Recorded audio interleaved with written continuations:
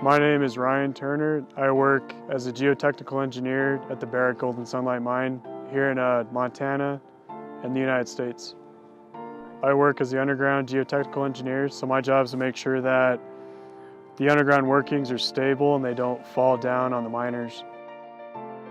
For geotechnical, the main challenges at the mine are going into these areas where we don't have very much information and trying to figure out if they're stable or if they're going to cause problems and possibly release material onto our equipment or onto our miners, or if they release material and we lose our resource because it becomes diluted. Those are some of the big challenges that we face here. These last 3 days have been actually pretty incredible, because it was about a year ago that we started really looking at underground drone use, and we've seen a lot of different applications, a lot of different types of drones. And these last 3 days, a year ago, I would have said it wasn't possible. You know, from how easily you guys are flying into these hazardous areas and you're getting your drone back. We've lost a lot of drones underground. And for us to have 5 drones underground in the last 3 days and for us to not lose any of them, that's really saying something.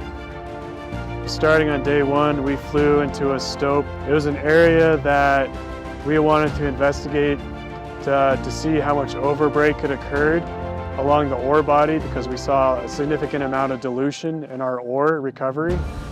And so when we flew it with the Elios 2, we were able to see a lot of the structures that were releasing material, particularly on the western rib where a large slab had come out. So that imagery looked really good.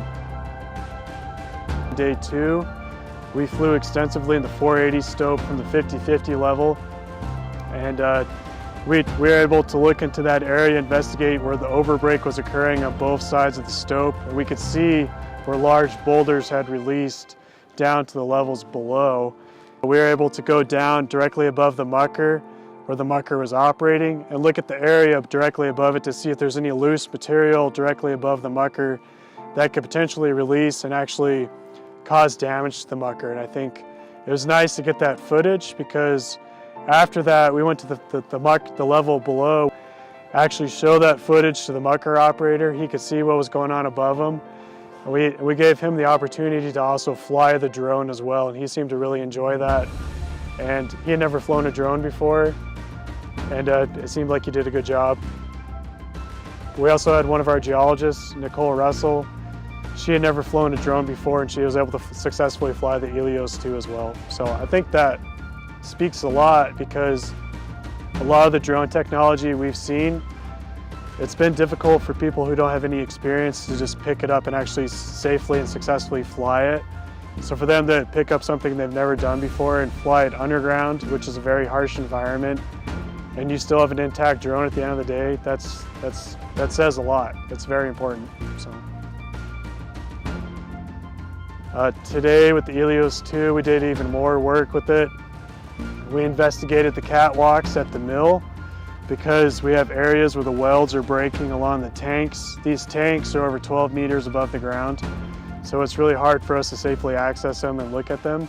But with the Elios 2, we were able to look at those areas, look at where the welds are breaking. Now we can give this footage to our mill maintenance guys and say, hey, these areas need to be repaired. These are the areas that need to be looked at. That saves us a lot of work, and it made it a lot safer for us to go and look at it as well. Underground, we flew the 50-50 again to see if any more overbreak had occurred last night, because the next stope adjacent to it, we had shot a raise. And with how loose the material is in the 480 stope, I think that we could take the 2 photogrammetric models from yesterday and today, compare them to each other, and see where overbreak has occurred and dropped material into the stope below. My impression of the Elios 2 is that it's a lot easier to fly. I like the camera on it. It's got a nice 4K camera. The resolution, the imagery looked really nice. You're able to look at a target and focus on it and really capture what we need to look at. I think the quality of the imagery is really high, especially because you can adjust the lighting. And I think that makes a big difference with the ultimate 3D model, the photogrammetric model. The areas that we had you guys fly in were very challenging in our regard, but you guys seemed to fly with ease without any problems. We didn't have any crashes, we didn't lose any drones, which is very impressive. We didn't lose communication with a lot of the drones either, so I think it worked out really well. I think that Barrick Gold in the future with the Elios 2, the geologists, the engineers, they're going to fly into these areas that we can't access safely. They could do photogrammetry, build photogrammetric models. We can do ore control, stope reconciliation, structural mapping, identify hazardous areas, go into areas that have been shot but that there's too much gas so we can't enter that area. They can safely inspect that area, see if it's safe for anybody else to enter. There's so many use cases. The Elios 2, I would highly recommend it to other companies, to other miners. Here's something that you can take off the shelf. You could fly it underground in one of the harshest environments that we work in, and you can capture quality footage, go inspect areas. It's safe to interact with. It has a nice cage where if it did by accident run into somebody or collide with something, it's not going to cause any damage to the drone or hurt that person it runs into. You can hand to somebody who's never used it and they're going to be successful with it. So yes, I would recommend it.